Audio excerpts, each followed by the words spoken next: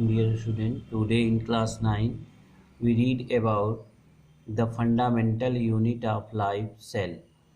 Dear student, class 9th में आज हम स्टडी करेंगे chapter number 5th, the fundamental unit of life, cell. तो सबसे पहले हम स्टडी करते हैं सेल क्या होती है। सेल क्या है? सेल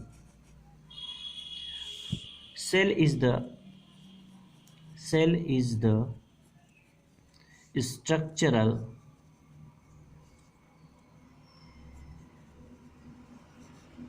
and functional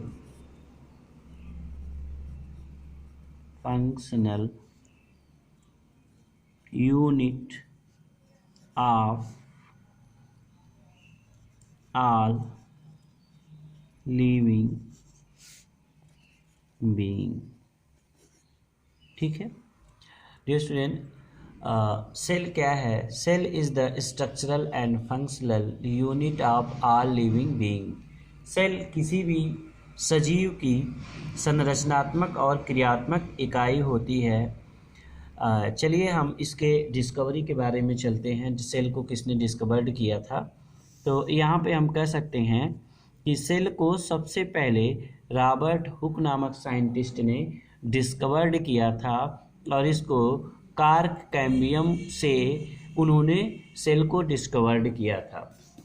तो यहाँ पे देखिए, रॉबर्ट हुक ने सबसे पहले सेल को 1665 ईस्वी में डिस्कवर्ड किया था। कहाँ से? From cork cambium. ठीक है, तो यहाँ पे हम लिख सकते हैं Robert Hooke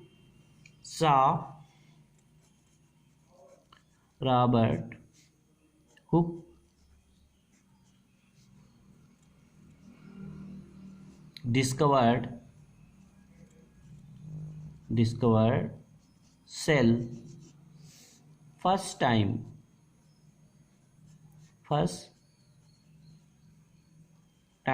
in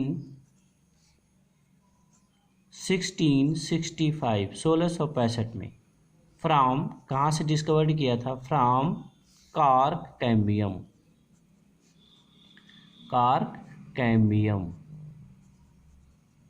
under his microscope.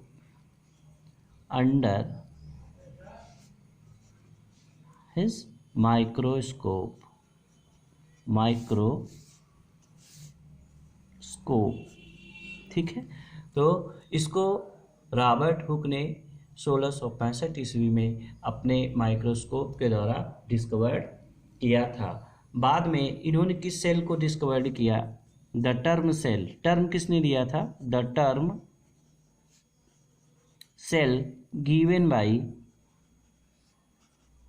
Bye Robert Hooke. Term जो है, इसका नाम सेल नाम रखा किसने? रॉबर्ट हुक ने। इन्होंने क्या किया था कि अपने लेबोरेटरी में बैठे हुए थे और अपने लेबोरेटरी में बैठकर उन्होंने कार्क कैम्बियम को छोटे छोटे स्लाइसों में तोड़ दिया और अपने द्वारा बनाए गए माइक्रोस्कोप के अंदर के हेल्प से अपने द्वारा बनाए गए जो माइक्रोस्कोप था उसकी हेल्प से उन्होंने उसको ऑब्जर्व किया। तो उसमें खाली कंपार्टमेंट दिखे और ये कैसी सेल्स थी? ये सारी सेल्स डेड थी। तो यहाँ पर एक क्वेश्चन और अराइज होता है कि dead cell discovered by Robert hook.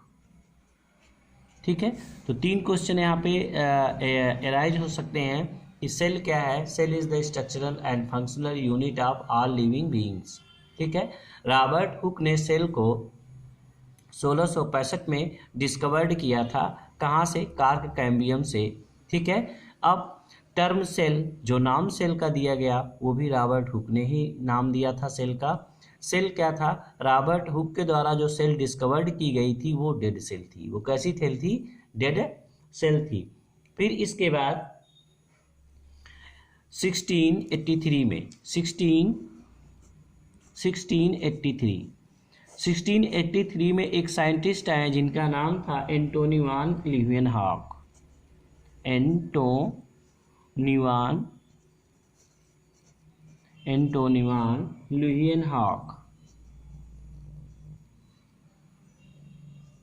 लुहियनहॉक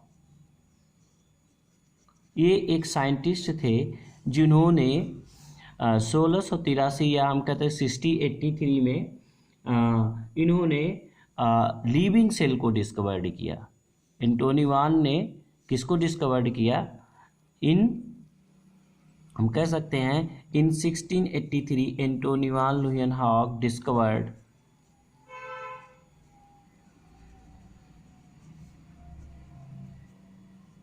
living cell.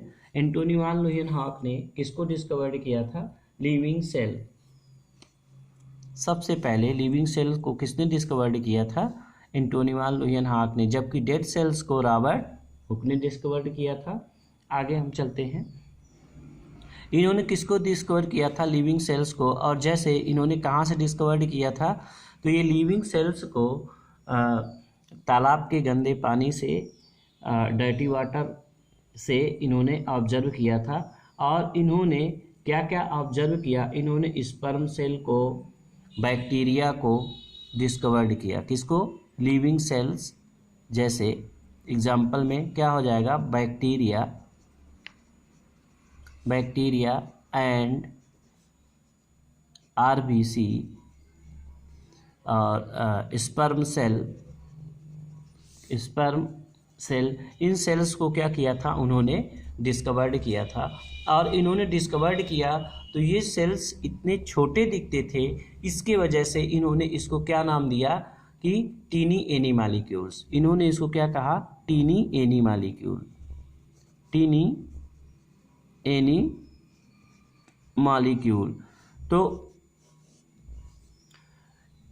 फिर इसके बाद रॉबर्ट ब्राउन आए। रॉबर्ट ब्राउन ने किसको? इसके बाद कौन आए? Robert brown.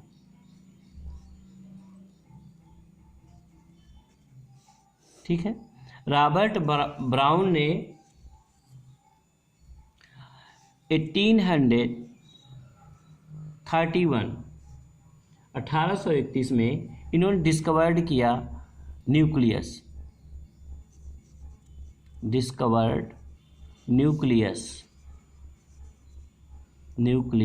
ऑफ सेल के न्यूक्लियस को रॉबर्ट ब्राउन ने 1831 ईस्वी में क्या किया? डिस्कवर्ड किया। और इन्होंने कहाँ से डिस्कवर्ड किया था? ये ऑर्चिड रूट के प्लांट से इन्होंने न्यूक्लियस को डिस्कवर्ड किया। ठीक है। तो इस प्रकार से एक बार फिर हम समरी कर देते हैं। Cell is the structural and functional unit of all living beings. सेल क्या होती है? किसी भी सजीव की संरचनात्मक और क्रियात्मक इकाई होती है। सेल को सबसे पहले रॉबर्ट हुक ने डिस्कवर्ड किया था 1665 ईस्वी में। कहाँ से डिस्कवर्ड किया था? इन्होंने जो डेड सेल को डिस्कवर्ड किया था, और वो डेड सेल्स सबसे पहले डिस्कवर्ड की गई थी कार्क कैम्बियम से। ठीक है।